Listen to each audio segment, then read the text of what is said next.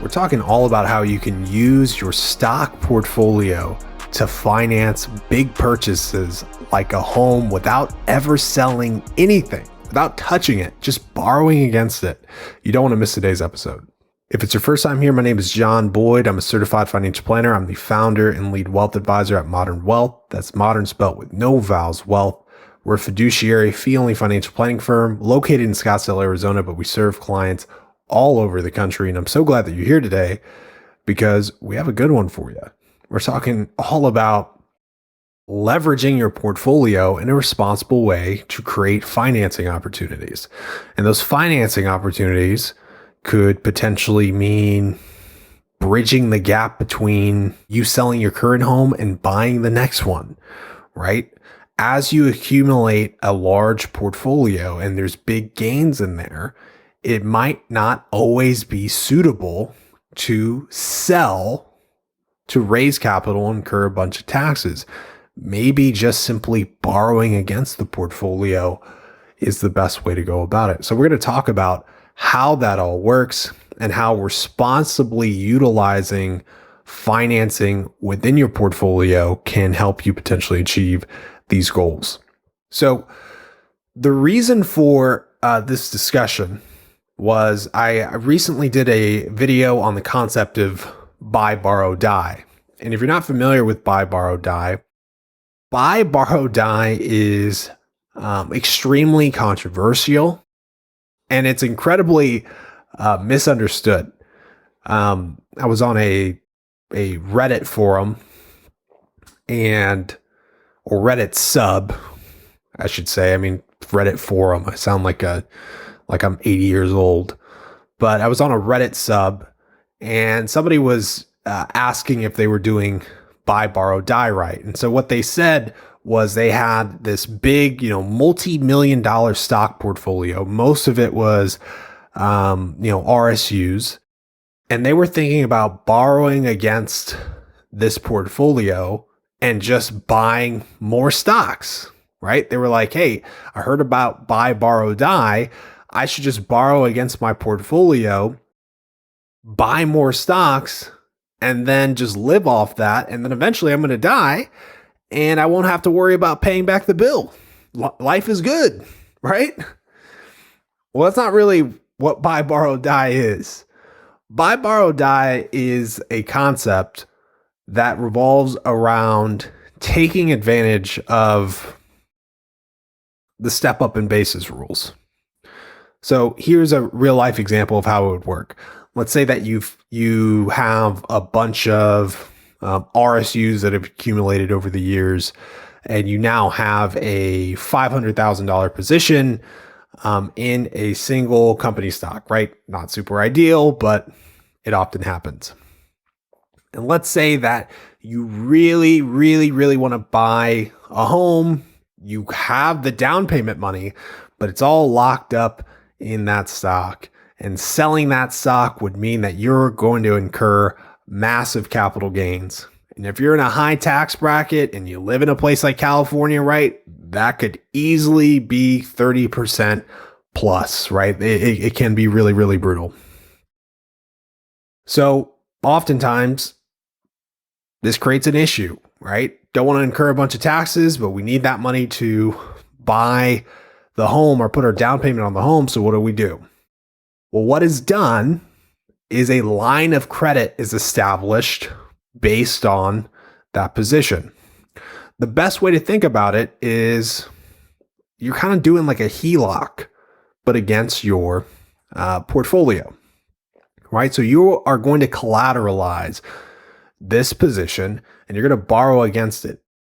And by borrowing against it, you're going to obviously have to pay interest, but paying interest at 7, 8, 9% might be much more favorable than incurring a bunch of taxes.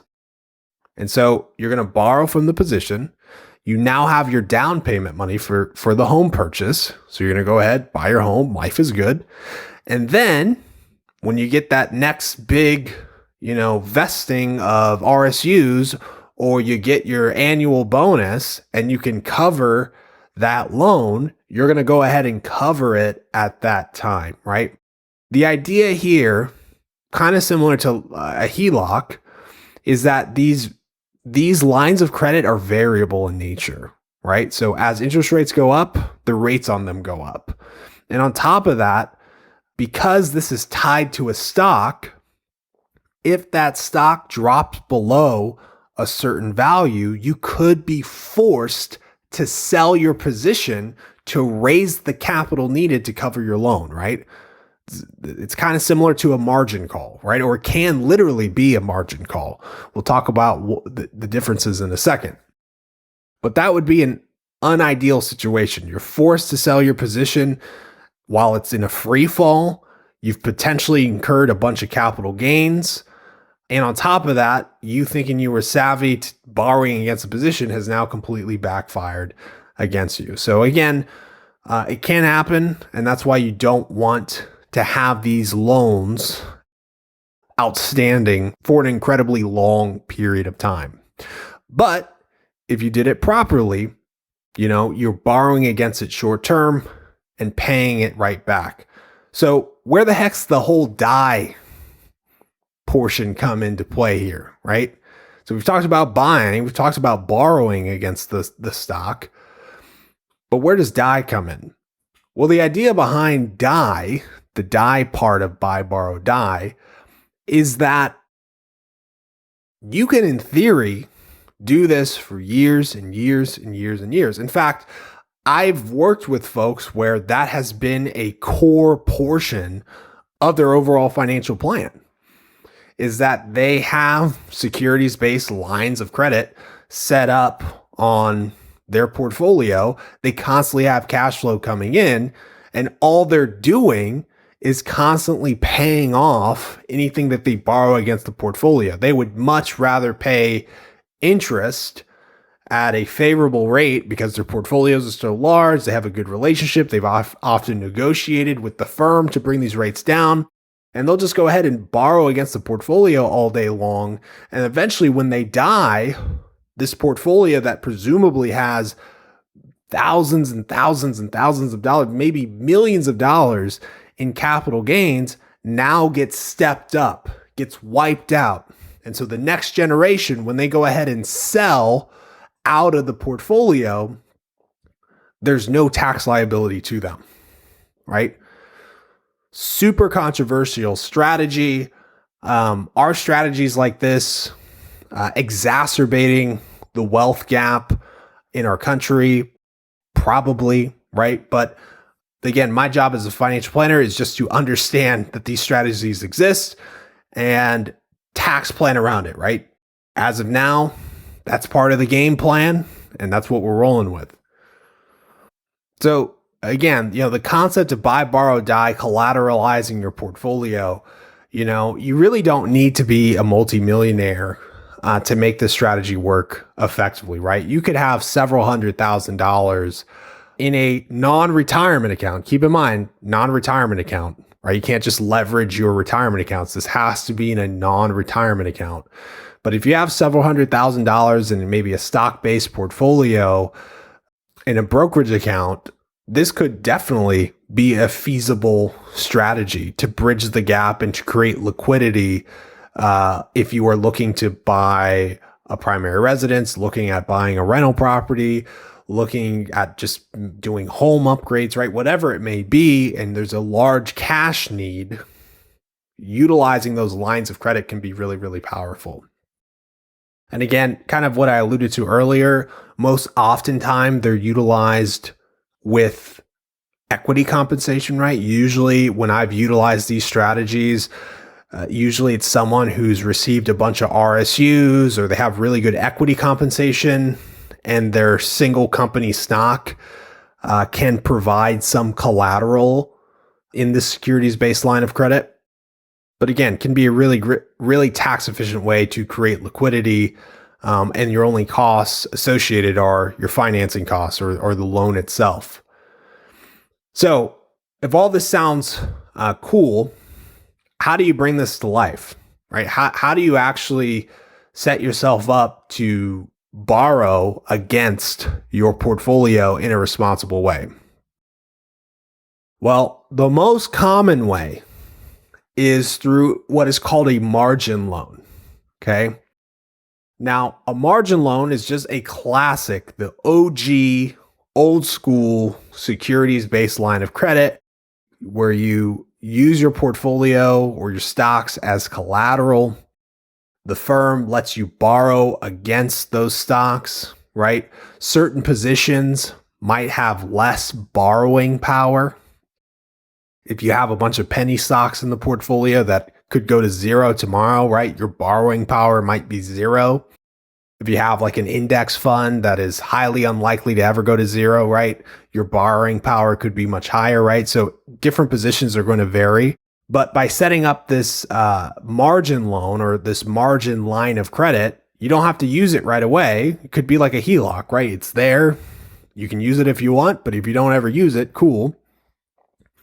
And you just borrow against it. Now, the issue with margin is that the rates are completely variable, right? If rates go up, your margin interest rate is going to increase. And of course, if your portfolio falls 50%, you could fall into what is called a margin call, right? It's a famous movie called Margin Call about the 2008 financial crisis. That's what happens, right? The firm, quite literally, I've been someone who was back in my days as a broker at a brokerage firm, having to call clients on the active trader desk, having to call them up and literally letting them know that they are in a margin call is never a fun phone call to give somebody. So quite literally is a phone call letting somebody know, hey, you have your portfolio is underwater. You need to go ahead and bring in money or sell, or we're going to do it for you within the next week or two, right? So again, not an ideal scenario. It is also rare, but it does happen. So what else is there other than margin?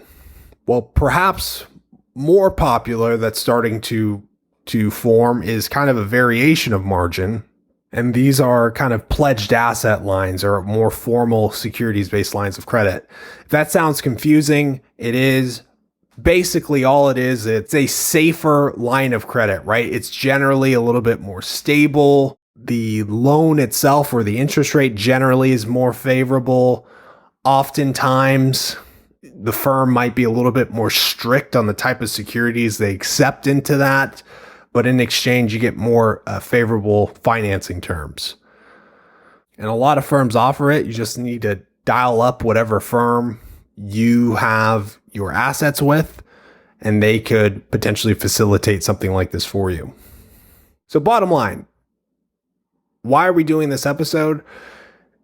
I think it's important to understand that securities-based financing exists, right? It's part of your financial planning tool belt, right? If you are in a crunch and you need to raise capital and you have a highly appreciated non-retirement portfolio, well, that portfolio could potentially provide us the capital that we need, especially if you are in a high tax bracket and it's going to incur a bunch of capital gains.